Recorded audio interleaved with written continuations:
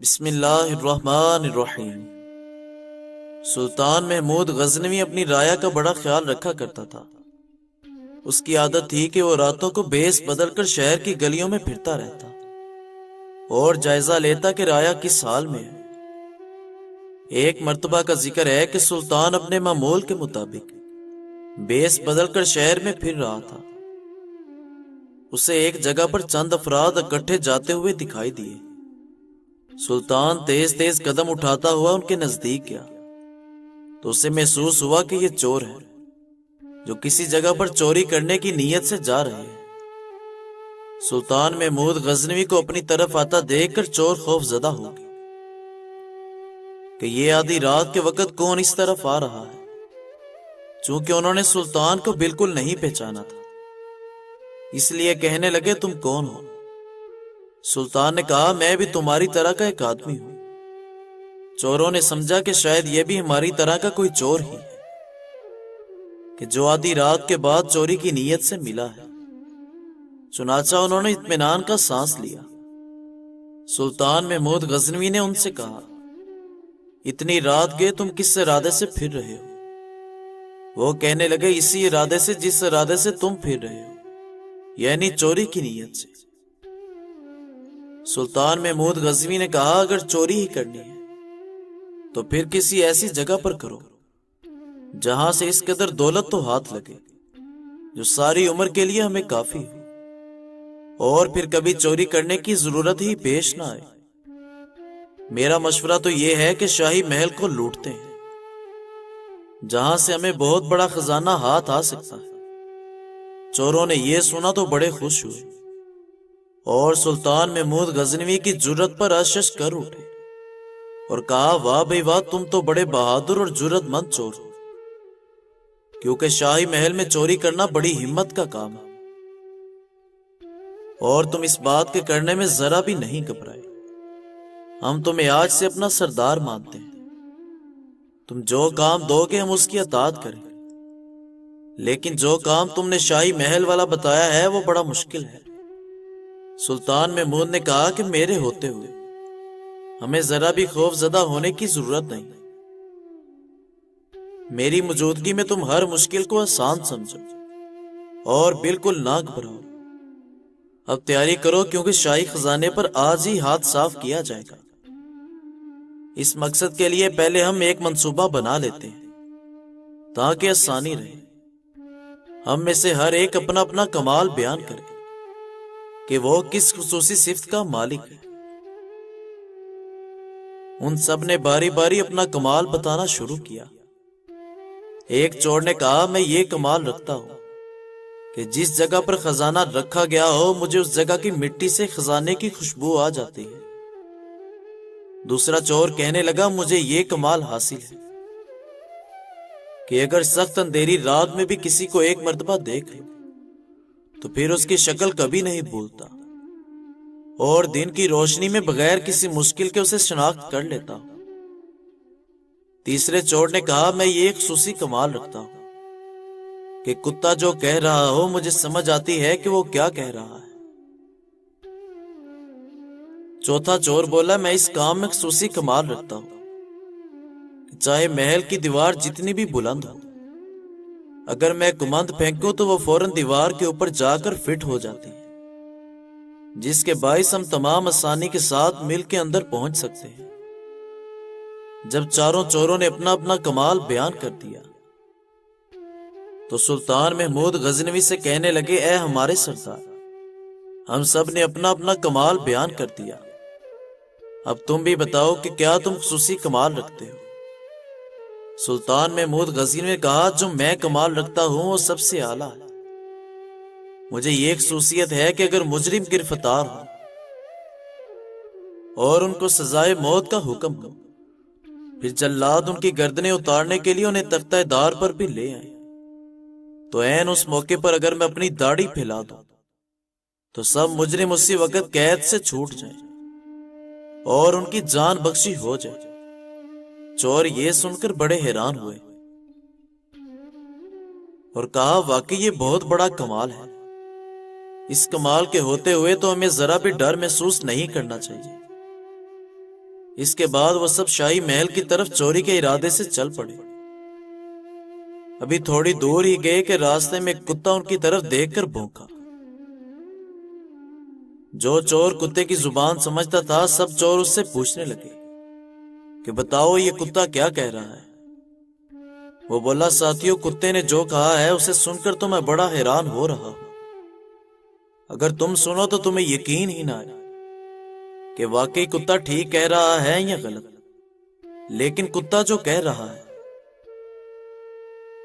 میں حرف بحرف اسے سمجھ رہا ہوں۔ باقی چوروں کو بھی تجسس ہوا اور کہنے لگے بتاؤ تو صحیح کتا کیا کہہ رہا ہے؟ وہ بولا کتا یہ کہہ رہا ہے کہ ان پانچوں میں سے ایک بادشاہ ہے۔ وہ سب یہ بات سن کر ہنسنے لگے اور بولے یہ کیسے ہو سکتا ہے کہ ہم میں سے ایک بادشاہ ہے؟ وہ کہنے لگا تم بے شک اس بات پر ہنسو، لیکن میں ٹھیک کہتا ہوں کہ کتا یہی کہہ رہا ہے کہ ان پانچوں میں ایک بادشاہ بھی ہے۔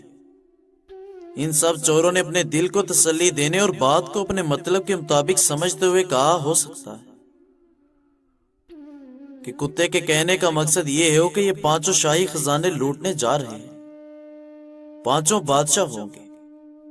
وہ کہنے لگا تم کتے کی بات کا جو بھی مطلب سمجھو، لیکن با خدا جو میں نے تمہیں بتایا ہے کتا وہی بات کہہ رہا ہے۔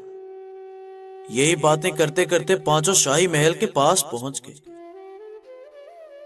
اور دیوار کے نزدیک کھڑے ہو کر کمند پھینکنے والے چور سے کہنے لگے کہ اب تم اپنا کمال دکھاؤ۔ اس چور نے ایک ہی بار میں جو کمند پھینکی تو وہ محل کی دیوار کے اوپر کنگرے سے لگ گئی۔ اس کے بعد یہ سب باری باری دیوار پار کر گئے اور محل میں داخل ہو گئے۔ اب اس چور کے کمال دکھانے کی باری تھی، جو سونگ کر چھپا ہوا خزانے کی جگہ بتا دیتا تھا۔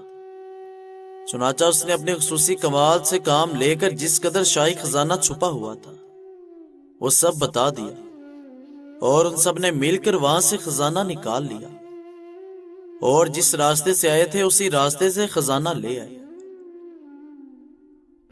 ابھی صبح نہیں ہوئی تھی اور رات کا اندھیرا باقی تھا۔ وہ فوراً شہر کی حدود سے باہر نکلے اور ایک جنگل میں بیٹھ کر خزانے کی تقسیم کا پروگرام بنانے لگے۔ سلطان محمود غزنوی نے ان سے کہا کہ چونکہ میں تمہارا سردار ہوں اس لیے میرا علم حکم تم پر لازم ہے۔ میرا مشورہ یہ ہے کہ ہم اس وقت خزانے کو آپس میں تقسیم نہیں کرتے، کیونکہ اگر ہم خزانہ تقسیم کر کے اپنا حصہ اپنے گھروں کو لے گئے، اور چونکہ یہ چوری بادشاہ کے محل میں ہوئی ہے، اس لیے جب بادشاہ کو اس چوری کے بارے میں علم ہوگا تو وہ پورے شہر میں اس طرح کا انتظام کرے گا کہ ہر ممکن طریقے سے چور کو پکڑا جا سکے۔ ہو سکتا ہے کہ وہ گھر گھر کی تلاشی کے لیے اپنے سپاہیوں کی ڈیوٹی لگا دے تاکہ جس گھر سے بھی خزانہ برآمد ہو چوروں کا پتہ چل جائے گا۔ اگر ہم خزانے کا حصہ اپنے اپنے گھروں میں لے گئے تو ہم فوراً پکڑے جائیں گے۔ اس لیے کچھ دنوں کے لیے خزانے کی تقسیم کے کام کو ملتوی کر دیتے ہیں اور اس جنگل میں زمین کھود کر خزانہ یہاں پر دفن کر دیتے ہیں۔ بادشاہ کے کرندے جب خزانے کی تلاش میں ہر ممکن حربہ استعمال کرنے کے بعد مایوس ہو جائیں گے تو پھر ہم کسی کے ساتھ یہاں آ کر خزانہ نکال لیں گے اور آپس میں تقسیم کر لیں گے۔ سلطان کی اس تجویز کو سب نے قبول کیا اور کہنے لگے کہ یہ بات ٹھیک ہے کہ بڑی اچھی رائے ہے، ہم سردار کے حکم کو دل و جان سے تسلیم کرتے ہیں۔ اس بات پر جب سب میں اتفاق رائے ہو گیا اور سب نے زمین کھود کر خزانہ دفن کر دیا اور اپنے اپنے گھروں کی طرف جانے لگے تو سلطان محمود غزنوی نے ان سے کہا کہ میں تم لوگوں میں نیا نیا شامل ہوا ہوں اور میں تمہارے بارے میں کچھ بھی نہیں جانتا کہ تم کون ہو اور کس جگہ پر رہتے ہو۔ چونکہ تم نے مجھے اپنا سردار تسلیم کیا ہوا ہے اس لیے تم سب مجھے اپنے گھروں کے ایڈریس دو تاکہ مجھے پتا چلے کہ تم کہاں رہتے ہو۔ چنانچہ چاروں چوروں نے اپنے گھر کے پتے سلطان کو بتا دیے۔ اس کے بعد سب اپنے اپنے گھروں کی طرف چل دیے اور سلطان محمود غزنوی واپس محل میں آیا۔ جب صبح کا سورج طلوع ہوا تو یکدم شاہی محل کے ایک کونے سے سرکاری کرندوں کا شور بلند ہوا کہ شاہی خزانہ کوئی لوٹ کر لے گیا ہے۔ فوری طور پر پولیس کے سپاہی چوروں کی تلاش میں شہر کی طرف بھاگے۔ سلطان محمود غزنوی نے پولیس کے سربراہ کو ان چاروں چوروں کے نام اور ایڈریس بتائے اور حکم دیا کہ ان چاروں کو گرفتار کر لیا جائے، کیونکہ شاہی خزانے کی چوری انہوں نے ہی کی ہے۔ چنانچہ بادشاہ کے سپاہی کوئی لمحہ ضائع کیے بغیر چوروں کو گرفتار کر کے لے گئے۔ وہ چاروں چور اپنے پکڑے جانے پر سخت حیرت زدہ تھے کہ آخر یہ ماجرا کیا ہے۔ وہ سوچ رہے تھے کہ اتنی جلدی شاہی سپاہیوں نے ان کو کیسے پکڑ لیا، کون ہے کہ جس نے ہماری مخبری کی ہے۔ اس کے ساتھ ہی انہیں یہ بھی خیال آیا کہ ان چاروں کو تو گرفتار کر لیا گیا ہے، مگر ہمارا سردار نہیں پکڑا گیا، اس کی کیا وجہ ہے؟ اسی سوچو بچار کے عالم میں ان چاروں کو عدالت میں پیش کر دیا گیا اور قاضی نے شاہی خزانے کی چوری کے جرم میں ان کو موت کی سزا کا حکم سنا دیا۔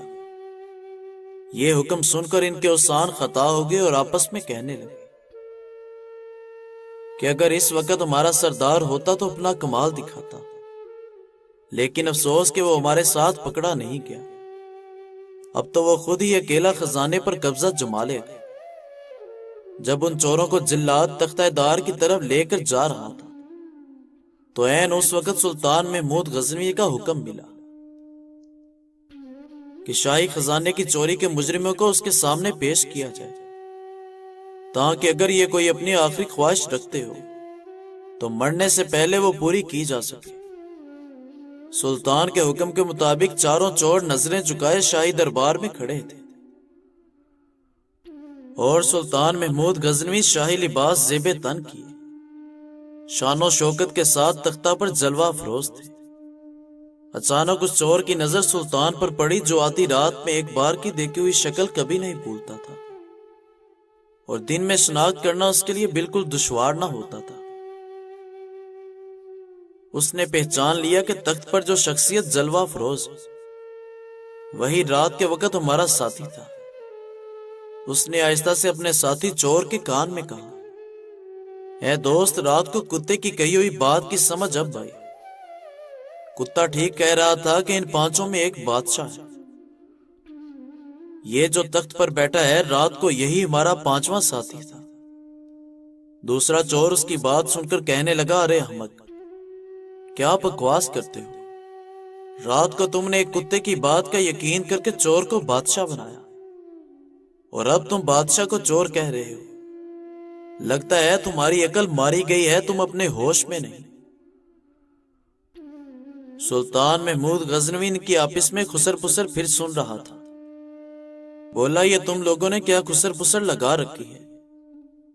جس چور نے بادشاہ کو پہچان لیا تھا وہ فوراً چند قدم آگے بڑھا اور اپنے ہاتھ باندھ کر کہنے لگا، ہے ہمارے سردار، ہم سب نے تو اپنا اپنا کمال دکھا دیا، اب تم اپنی داڑھی کب ہلاؤ گے؟ اس وقت ہلاؤ گے جب ہم موت کے منہ میں چلے جائیں گے۔ سلطان محمود غزنوی اس چور کی یہ بات سن کر ہنس پڑا اور کہا، واہ بھی واہ، تم نے مجھے پہچان لیا اور اپنا کمال دکھا دیا، تو پھر میں آپ کو اپنا کمال دکھاتا ہوں اور اپنی داڑھی کو ہلاتا ہوں، جاؤ تم سب آزاد ہو۔ چوروں نے جو اپنی رہائی کا حکم سنا تو بڑے متاثر ہوئے اور اسی وقت سلطان کے قدموں میں گر کر معافی کے خواستگار ہوئے اور آئندہ کے لیے چوری کے کاموں سے توبہ کی اور ہمیشہ کے لیے نیکی کا راستہ اختیار کرنے کا وعدہ کر کے شاہی دربار سے رخصت ہو گئے۔ بزرگ فرماتے ہیں کہ اگر تم لوگوں کو ایک اچھی بیوی مل گئی ہے تو اس کے سامنے دو باتیں کبھی مت کرنا۔ پہلا، عورت کو کبھی بھی اپنی کمائی مت بتانا، کیونکہ ایک مرد کو ہی پتا ہوتا ہے کہ گھر کس طرح چلانا ہے، سب کے خرچے کس طرح پورے کرنے ہیں۔ ہاں، عورت کو اس کا خرچ ضرور دے، اس کی ضروریات کا خیال رکھے۔ دوسرا، اپنی عورت کے سامنے رونا مت، چاہے کتنی بھی تکلیف پریشانی ہو، چاہے کتنے ہی اندر سے ٹوٹ چکے ہو، لیکن بیوی کے سامنے کبھی آنسو نہیں نکلنا چاہیے، کیونکہ ساری زندگی تمہاری بیوی یہی سمجھے گی یہ مرد بہت کمزور ہے، اپنے جذبات پر قابو نہیں پا سکتا، چھوٹی چھوٹی چیزوں پہ اداس ہو جاتا ہے، لہٰذا وہ تمہیں کمزور سمجھنا شروع ہو جائے گی۔ بیوی آپ پر تب اعتماد کرتی ہے اور بغیر ہچکچائے اپنے دل کی بات آپ سے کرتی ہے جب آپ اس کے گھر والوں یا کسی تیسرے کے سامنے بیان نہ کریں۔ شوہر کا ساتھ ہو تو بیوی مشکل سے مشکل حالات سے بھی نہیں گھبراتی، اور اگر وہی ساتھ نہ دے تو عورت بہت جلد تھک جاتی ہے۔ ہر میاں بیوی پر ایسا وقت بھی آتا ہے کہ جب کچھ لوگ ان کے رشتے کو کمزور کرنے کی کوشش کرتے ہیں۔ جو اس مشکل وقت میں نکل گیا وہ سکھی، اور جو لوگوں کی باتوں میں آ گیا اس کا مقدر نہ ختم ہونے والا دکھ ہے۔ مرد دن ہے اور کمائی کا ذریعہ ہے، عورت رات ہے اور سکون کا باعث ہے۔ مرد روشنی ہے اور اس کے بغیر اندھیر نگری ہے، عورت سکون ہے اور اس کے بغیر کسی گھر میں سکون کا ہونا ناممکن ہے۔